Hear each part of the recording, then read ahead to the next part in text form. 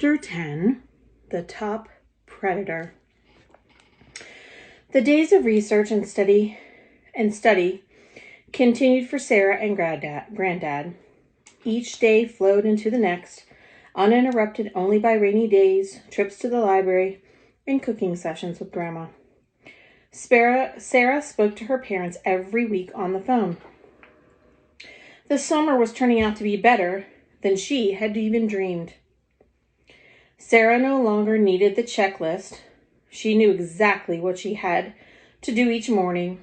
Sometimes Grandma would come with them. Other days she would stay at home to help my ladies, as she called the women she counseled.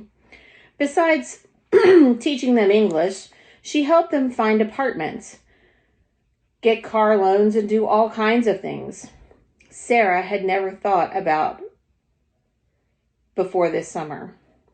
Grandma worked mainly on the phone, but occasionally she went out to take someone to the bank for the first time or help her apply for a job. Today she was needed on the phone. Sarah put the picnic cooler in the boat. She opened the lid and broke off a piece of bread. She crumbled it into her hands, then leaned over the water and sprinkled crumbs on the surface. The regulars appeared. She fed them carefully and waited for the lemon shark. Sure enough, it arrived to eat as usual. Sarah reached into the chum bucket for a piece of fish. The shark ate its fill and left. She rinsed her hand in the warm, clear water. When she heard her grandfather close to the door, she got up. "Bye, Eddie," she called. "We're off."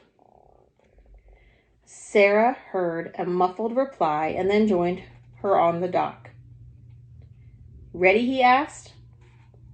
"Ready," said Sarah. "What are we doing today?"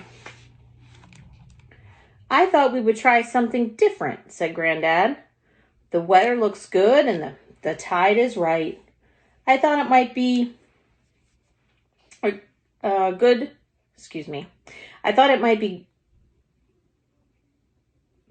I thought we might go out to an area where I almost always see hammerheads." "Hammerheads," cried Sarah. "They're the best and ultimate. Let's go." It took about an hour for them to reach the spot. As they approached, they saw what looked like a large sport fishing boat.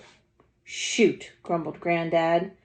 That was as close to swearing as he would get in front of Sarah, thought Sarah, though Sarah had no doubt that he could lose it and have a colorful stream of words and phrases if he chose. "Looks like we have company. Big charter boat." He picked up his binoculars. "That's odd," he mumbled, and looked again. "What's the matter, Granddad?" Sarah asked. The longer he watched the boat yacht, the more worried he seemed. "That's him all right," Granddad said, scowling. "I wondered what happened to him the last few years. I thought he'd gone to Australia to do his dirty work there." "Who went to Australia?" asked Sarah. "The boat up ahead belongs to a man who takes very rich clients shark fishing. He usually targets areas where there has just been a shark attack. He feeds on the fear of the local people by promising to wipe out the man-killers. More often than not, the man-killers he hunts aren't even the same species that were involved in the attack. People know too little about sharks. They can't tell the difference. He's responsible for killing thousands of large sharks." "Can't you have him arrested or something?" pleaded Sarah. "We could if we could catch him again. Now, there are laws protecting sharks, but most people are afraid of sharks and don't care if other people kill them. Look, Granddad, he's leaving." "Sarah, should we follow him?" asked Sarah. "No," said Sarah's grandfather, and then paused to think. "It's strange that he doesn't have any customers. I wonder if he has a finning operation going?" "Finning?" asked Sarah. "Let's go see what they were after," said Grandfather. Sarah decided to wait before she asked him any more questions. "I must warn you, Sarah, if this is a finning operation, what we find might be very upsetting. First, they cut out the fins of the shark, and then the sharks are thrown back to become bait for other sharks or to die a long, terrible death." Sarah gasped. Her grandfather patted her back. "What do they do with the fins?" asked Sarah. "Usually they freeze or dry them so that they can store them. Then they sell them to make a highly prized dish called shark fin soup." "Oh," said Sarah. That was more than she really wanted to know. They rowed the rest of the way in silence. "Get the anchor ready," shouted Granddad. Sarah was thankful for something to do. Her arm shook as she pulled the anchor out of the hatch and threw it overboard. Everything looked normal, she told herself. After the boat was secured, Sarah's grandfather got out his underwater camera and snorkel gear. "I'll go in first," he said. "Then, if everything's all right, you can come in." Sarah's lips were set in a strange line. Her brow creased. Granddad slipped over the side. He adjusted his mask and kicked away from the boat with his underwater camera cradled in his arm.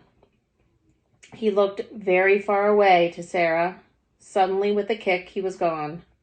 Sarah knew that he was just diving down to get a closer look at something.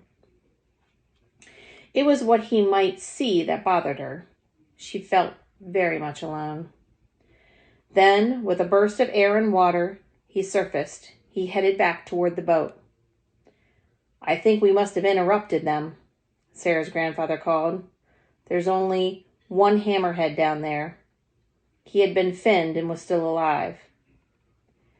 There was nothing I could do for him, so I put him out of his misery." "How did you do that?" asked Sarah innocently. "It sounds terrible, but I cut the nerve at the base of his head with a knife. The shark died immediately. We're lucky. There might have been more." "Can I see it?" Sarah asked. "It's a sad sight," warned Grandfather. Suddenly, Sarah had an idea. "Granddad, couldn't you take a picture and write a newspaper article about this?" "Even better," said Granddad. "You write the article. You know more than most people about sharks, young lady. Besides, a kid writing the story might get more sympathy for the sharks." "I'll do it," said Sarah. "Hold on. I'm coming in." Sarah struggled with her mask, flippers, and snorkel and got into the water. She looked down. Below her lay the hammerhead shark. The sight that should have thrilled her shocked her instead. Its dorsal fin, 2 pectoral fins, and pelvic tail fins were missing. She thought about the incredible sensitivity of these animals. There lay a creature so attuned to its environment that it could sense the presence of other life beneath the surface of the sand. It could feel the earth's magnetic field. It could see, smell, and hear the things it needed to much better than we could. And it had been left to die with all its senses intact, and no way to help itself. Sarah took a deep breath and dove down. Gently, she laid her hand on the shark's head. She looked up at her grandfather. Seeing the care in her gesture, he snapped her picture. Then she kicked her flippers and surged to the surface of the for a breath. "I've seen enough," Sarah said. "Let's go home." Her grandfather nodded and they climbed back into the boat. As they pulled in to the dock, Sarah asked, "How can we keep them from killing more sharks?" She reached for the rope to tie the boat. "Before I retired," said Granddad, "there were a lot of problems with finners around here. So I organized a group of shark biologists, divers, and fishermen called the Shark Guards. I might be able to get them on the radio. With luck and their help, we might be able to catch these finners before they leave the U.S. waters. At least we can watch their every move." "Why did they do it?" Sarah asked. She could understand catching a few sharks to eat, but just cutting off their fins and throwing them back alive? That seemed too cruel. "Money," he stated. "They get between $25 and $200 a pound for shark fins. I hear shark fin soup costs around $100 a bowl in some countries." Sarah whistled long and low when she realized how much Granddad was talking about. "I guess sharks aren't the top predator in the sea, right, Granddad?" "Not any longer. Oddly, some humans behave much more like the sharks we see in the movies than the sharks themselves. I'm going to get to work on my story," said Sarah, and she headed for the house. Next time, Chapter 10, The Shark's Guards.